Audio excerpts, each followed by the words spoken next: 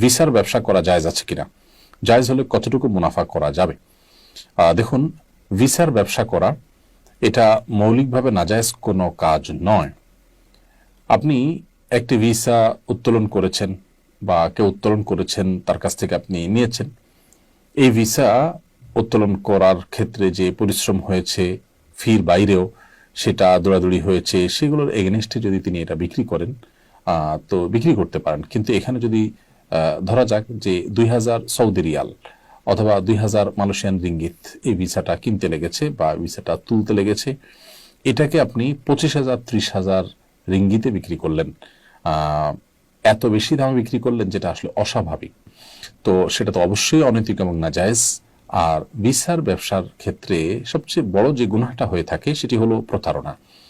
আপনি যে ভিসা কিনছেন এরপরে বিক্রি করছেন, সেখানে বাস্তবে এই ভিসার অধীনে যে ফ্যাসিলিটিসগুলো ভিসা যিনি প্রার্থী তিনি পাবেন তার চেয়ে বেশি বাড়িয়ে বলে আপনি ভিসার দাম বাড়ান এবং সেটাকে বেশি দামে বিক্রি করেন। এইরকম একটা প্রবণতা আমাদের সমাজে কিন্তু ব্যাপকভাবে চলমান আছে।